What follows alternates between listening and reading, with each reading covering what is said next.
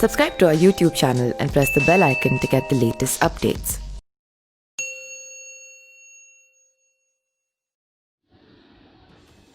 बिहार में corona virus के संक्रमण से फैले कहर को लेकर राजनीति का दौर लगातार जारी है। महामारी के दौरान सरकार की नाकामियों को दिखाते हुए तेजस्वी यादव लगातार सवाल पूछ रहे हैं। इस कड़ी में नेता प्रतिपक्ष ने बीजेपी एमएलसी की मौत के बहाने एक बार फिर से सरकार पर निशाना साधते हुए पूछा है कि क्या अभी बिहार की माहौल चुनाव कराने लायक है। तेजस्वी यादव ने यह सवाल बीजेपी के विधान पार्षद सुनील कुमार सिंह की मौत के बाद पूछा है। सुनील कोरोना वायरस से संक्रमित थे और अस्पताल में इलाज के दौरान मंगलवार को दम तोड़ दिया था। तेजस्वी ने बीजेपी एमएलसी की मौत पर संवेदना प्रकट करते हुए कहा कि कोरोना वायरस आम और खास को नहीं पहचानता और सुनील कुमार सिंह जैसे जमीनी नेता की मौत कोरोना वायरस की वजह से होना बेहद दुर्भाग्यपूर्ण है।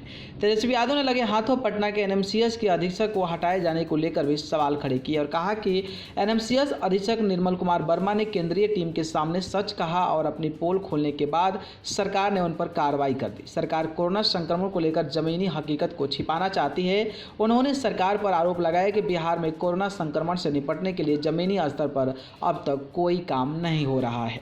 तेजस्वी ने दरभंगा रवाना होने से पहले कहा कि बीजेपी और जेडीयू के लोग चुनावी तैयारी में जुटे हैं, लेकिन उनकी ही पार्टी के नेता की मौत कोरोना की वजह से हो गई है। अब दोनों दलों को इस पर स्थिति स्पष्ट करनी चाहिए। उन्होंने कहा कि मैं पहले ही कह रहा हूं कि बिहार में चुनाव लाशों के ढेर पर नहीं किया जा सकता है। बिहार के नेता प्रतिपक्ष ने कहा कि बिहार में हालात बेहद खराब हैं। एक तरफ जहां पूरा बिहार कोरोना से परेशान है तो वहीं दूसरी तरफ उत्तर बिहार में बाढ़ की स्थिति भयावह बनी हुई है।